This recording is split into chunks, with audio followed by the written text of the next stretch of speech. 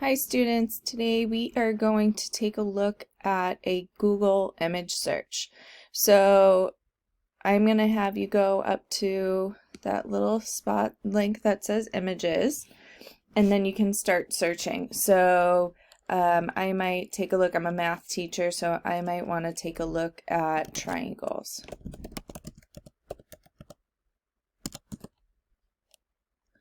So you can see a lot of different triangles pop up here. So you can go through and see what's available. But you can also sort of refine down. So there are already some suggestions at the top: scalene, the shape, isosceles, transparent, and then some unrelated to math, backgrounds, patterns, art, and then, oops, sorry, you can search all, which would be web and images, videos, books, news, and more. And then what I want to access is the advanced search. So I'm going to go to that little gear and I'm going to go to the advanced search. So this could be used really on any subject for any topic. This could be used if students are only just looking for extra practice on certain concepts. They can search through this way. I want to look at right triangles. I want to look at special right triangles. So I'm going to make sure that my image has the words special and right in them. And then I'm going to say it could be any size, but I want my aspect ratio. Say I want to put this image in on a worksheet. I might want it to fit something that's square. If I'm photocopying this worksheet, I might want it to be black and white.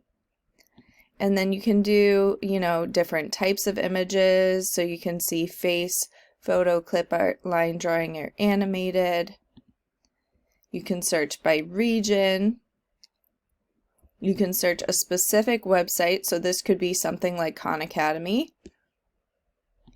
I'm going to, when it's on safe, you want it to be on safe search. So I'm going to hide explicit results. Any format, or you could change to JPEG, GIF, PNG, so on. And all usage rights. So now you can see this is more refined. I'm getting a lot of black and white images. These are my special right triangles popping up here, so I can see all those. So I might want to select something like this one here. So if I select it, I can visit the site. I can see related images. So those are images that are similar to those ones, or that are maybe from the same website. This is Google Lens, so it gives me visual matches of that triangle. And I can share this, email it if I wanted to save it for later. And you can also arrow through the different images, like on these arrows here. So if I visit, it will open up the website where that image is. So here you can see that image embedded on the website.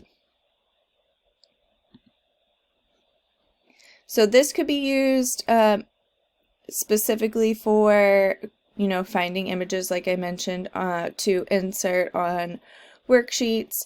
It can be used for if you're working on a history paper to find images related to your topic in the specific time frame that you're looking for. So you can use the advanced search like we did here to refine your results and see exactly what you want to see. Another thing that you could do is use it to find animated images if you're creating something like a Google slide or something you can insert active images on. You can search through it that way.